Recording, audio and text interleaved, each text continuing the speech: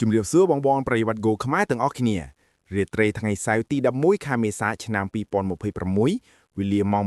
23:30 នាទីយប់នេះនៅកីឡដ្ឋាន Camp Nou នឹងត្រូវទទួលកម្ដៅនៃជំនួបសង្គ្រាមក្នុងទីក្រុងដ៏ធំបំផុតប្រចាំតំបន់កាតាឡាន់ក្រុមកំពូលតារាង Barcelona ត្រូវបើកទ្វារទទួលស្វាគមន៍គូសក្រៅរួមទីក្រុងអេស្ប៉ាញ៉ុលបើទោះជាបាសាកំពុងតែក្រងតំណែងលេខ1ក្នុងលីកមែនប៉ុន្តែពួកគេទើបតែរងរបួសផ្លូវចិត្តកាលពីពាក់កណ្ដាលសប្តាហ៍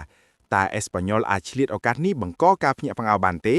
តោះទៅតាមដានការវិភាគស៊ីជម្រៅជាមួយ admin ទាំងអស់គ្នា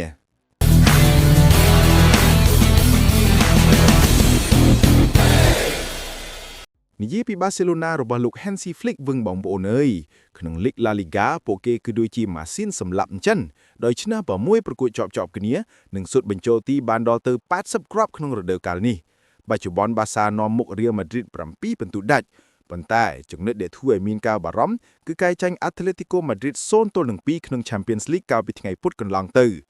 យប់នេះលោក Flick នឹងត្រូវបង្វិលកីឡាករខ្លះដើម្បីរក្សាកម្លាំងប៉ុន្តែត្រូវតែឈ្នះដាច់ខាតដើម្បីរក្សាគម្លាតពិន្ទុ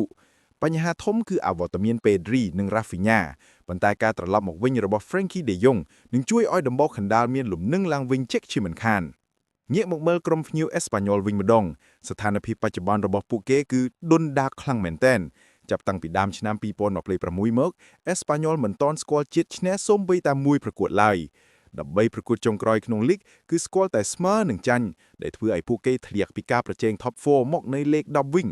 អ្វីដែលកាន់តែអាក្រក់សម្រាប់សេកអេស្ប៉ាញ៉ុលគឺប្រវត្តិសាស្ត្រមិនដែលឈ្នះនៅ Camp Nou ឡើយតាំងពីឆ្នាំ2009មកម្លេះ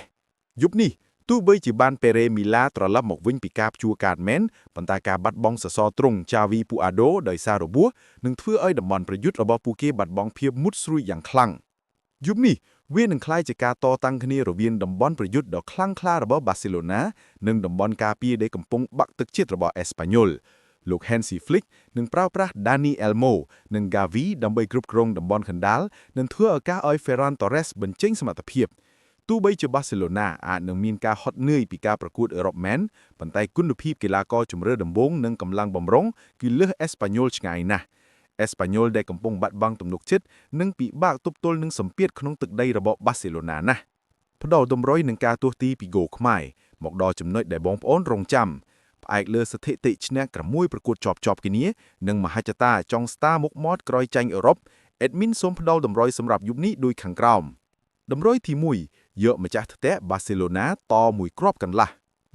1.5 ហេតុផលBarcelona ត្រូវការជ័យជំនះដើម្បីបំបត្តិភាពស៊យនិងពង្រឹងតំណែងជើងឯក Espanyol ដែលមិនដែលឈ្នះសោះក្នុងឆ្នាំនេះនឹងក្លាយជាចំណីរបស់ Barcelona ជាក់ជាមិនខាន